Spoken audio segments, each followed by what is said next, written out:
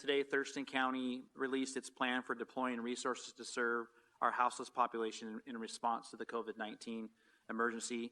It deploys resources in the areas of expanded shelter space so that we can achieve 6-foot separation of those that are sheltered, expanding the 24-hour shelter options.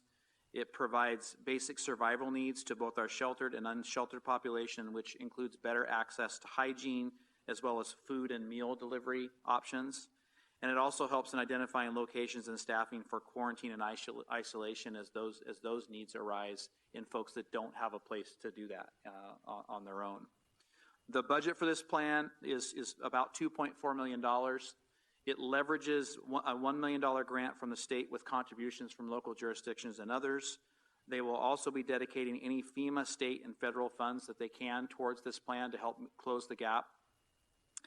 They recognize, the county does at this point, that this plan is not yet fully funded, and they'll prioritize this work based on the funding that's available at any given time.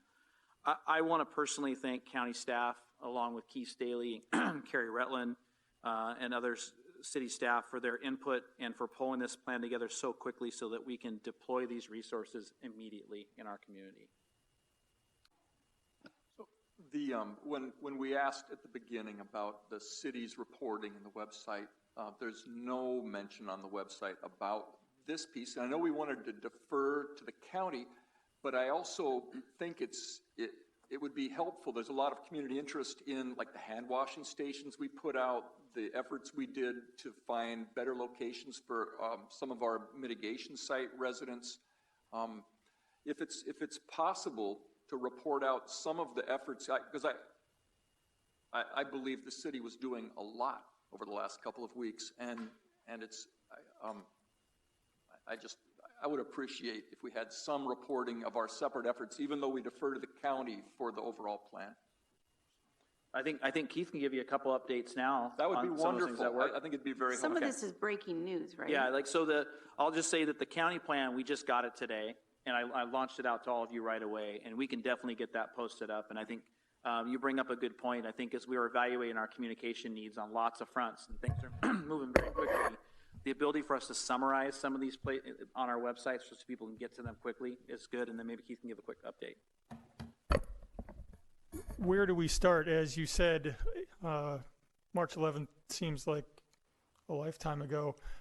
We've been busy, as you have been as well, primarily trying to get additional sanitation facilities out into the field where people need them, and also balancing the impacts of our availability of restrooms with our staff operations. So Jay and myself and Paul Simmons, our Parks and Parks Director, have been working on that very closely.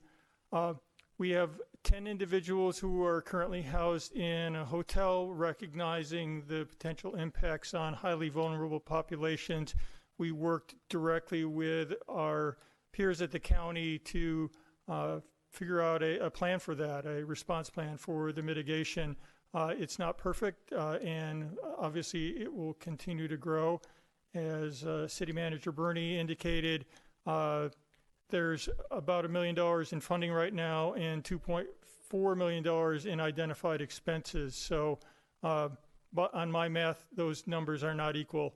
There's about a $1.4 million difference there. So there's going to have to be some work, and I think generally we recognize that there will be additional funding coming forward, particularly as the 2020-21 budget comes into effect at the state level, and also there'll be additional funds coming to us through FEMA. So we're confident that we can meet the need, at least as it's identified in the plan.